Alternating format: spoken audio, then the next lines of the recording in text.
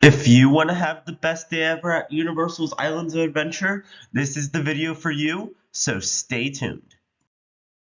So when should you visit Islands of Adventure? Now, I personally recommend that you avoid visiting on weekends, holidays, and any school break. This is just because these are oftentimes the most crowded days of the year and will bet you the longest lines.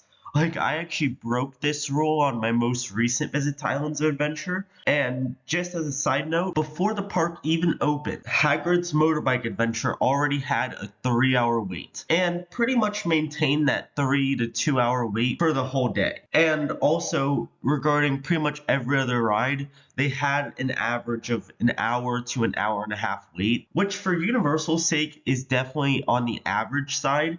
It's actually pretty reasonable, but I would definitely recommend that you visit on a weekday so you don't have to deal with those crazy lines. When should you arrive at Islands of Adventure? Now, I always recommend getting to the park an hour before opening, and this is mainly because with the Universal parks, you'll have to park in a parking garage and take several escalators down to get to City Walk, and then walk through the entirety of City Walk to get to the park entrance, which this can take a very long time, so that's why I recommend you getting to the park an hour before it opens. And plus, this will give you a chance to be one of the first into the park, which could mean lower wait times. Now, because the parks offer early entry, that's probably not going to happen, but you never know. Also, because these Universal parks get crazy long lines, I will always recommend that you stay to the park till closing. This will be useful because a lot of the rides give excellent night rides. Like, for example, both Hagrid's and Velocicoaster give amazing night rides. And if you're curious, at the time of recording this video, Islands of Adventure opens at 9 o'clock a.m. and closes at 9 o'clock p.m. The Universal parks offer early admission into the park. Now, this is typically 1 hour before the park opens to the general public, and it is available to both hotel guests and annual pass holders. Now, I've never used early entry at either Universal park, but these can save you a lot of time, as if you are one of the first people into the parks during early entry, you can get to some of these rides with minimal waits. Now, considering this is a Universal park that gets huge waits, that is unlikely even with early entry, but this is one of the reasons why. That's why I recommend that you stay on property, because even though it can be quite expensive, early entry, and also if you stay at one of the higher end resorts, you do get free Universal Express Unlimited. With those two perks, the Universal hotels are probably worth staying at. So if you can stay at a Universal hotel, I highly recommend taking advantage of early entry, as it can save you a decent amount of time. Let's move on to another method that can save you a lot of time, that being Universal Express Passes, which is their skip the line service. And honestly, I do not think Universal Express Passes are worth it. One, it's their price, as the regular Express Pass, which gives you one skip on all the major attractions, starts at $90 but can regularly get up to like $200. And the same is for Universal Express Unlimited, as those prices typically start around $120 and can go for $200. And for that price, you can get a second day at the park. So that's why I don't recommend Universal Express Passes. And plus, Universal offers some of the best single rider lines out there. Like, if you're unfamiliar, Universal's single rider lines can regularly save you half the wait time. So if the wait time is a posted 60 minutes, your wait will typically be around 30 minutes. Or if you get lucky like me, I rode Velocicoaster right when the single rider line started to open, and when the regular line was an hour, I got literally right onto Velocicoaster, and I even got lucky and got the back row. Now that's single rider lines coming in clutch. So if you don't know already, I highly recommend that you use Universal single rider lines and avoid express passes, as in my opinion, express passes are wasted money when Universal has amazing single rider lines. Now with Islands of Adventure, I don't really have a set plan and order to knock out every single ride with the shortest waits. but I do have some very useful tips.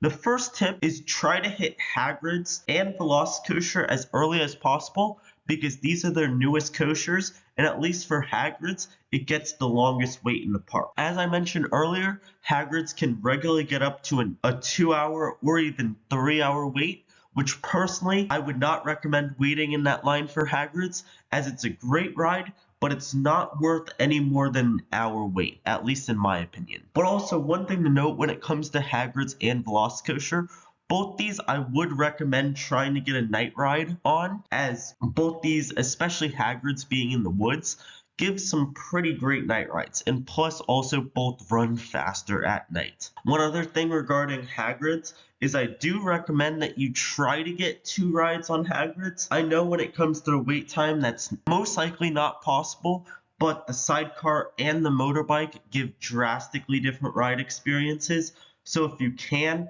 I highly recommend getting 2 rides on Hagrid's. And also, another thing you should note is most rides at Islands of Adventure typically average an hour to an hour and a half wait time.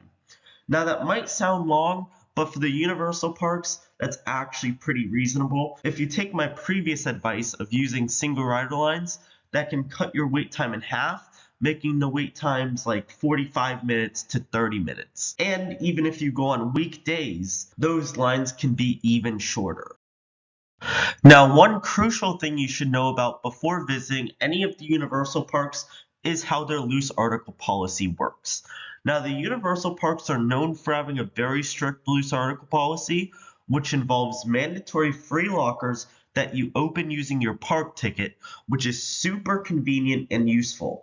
So that's why always keep your park ticket on you at all times. And also, with basically all the thrill rides at the Universal parks, you have to walk through a metal detector, so there can be nothing in your pockets when you ride. And here's a note with Velocicoaster, because the loose article system there is slightly different. Now, with pretty much every other ride that has lockers at Islands of Adventure, the lockers are at the front of the queue before you enter the line. And a side note with those lockers is sometimes they can be hard to find. Like, for example, Hagrid's lockers are a little tricky to find, and same for Harry Potter and the Forbidden Journey, so you might want to ask a park member if you're unfamiliar with the Universal parks and you're trying to find those lockers. Now back to Velocicoaster. Velocicoaster is different from the rest of the rides at the Universal parks because you are able to have all your loose items with you in line while you wait for Velocicoaster, which is super useful because the ride typically averages an hour and a half wait. Now, the way Velocicoaster does its loose article system is once you get to the end of the queue line, so about 5 minutes before you reach the station, you have double-sided lockers that you open with your park ticket. So what happens is you put your loose articles in on one side, and then you head around to a station, and then when you get off of Velocicoaster, you pick up your items from the other side. So that way you can have all your loose items with you in line and keep them secure while you ride Velocicoaster. Now, in my opinion, that's one of the best loose article systems out there, and more parks should take note about it. When and where I should eat at Universal's Islands of Adventure. Now, personally, I will always recommend this with any park, but always get breakfast before you visit. But with the Universal parks, I always recommend to stay late. So that's why when it comes to dinner, I recommend getting it in City Walk. And take my advice from this, but get an early dinner, like around 4 o'clock. So while everybody else is riding rides, you're eating dinner. And then around 6 o'clock, when everybody else is getting their dinner, the wait time should be shorter. Now, that wasn't necessarily the case for me, but I do recommend doing that if you have the time available to. And as for lunch, I personally recommend getting a snack, for example, a pretzel or funnel cake or something like that that will just hold you over until dinner time. Also, this is the Universal parks we're talking about, so you can't forget about butterbeer. Now, it's expensive. I don't know the exact price of butterbeer, as I did skip on it in my latest visit to Islands of Adventure, but especially if you're a Harry Potter fan, you should definitely pay the extra money and get butterbeer. It's worth it. Now, the cups are small, but still, it is worth it. Get it this far in the video, I just want to thank you for watching the video, and also remember to like and share this video with anybody you know who will be visiting Islands of Adventure soon, and also remember to subscribe to Southeastern Thrills, and peace.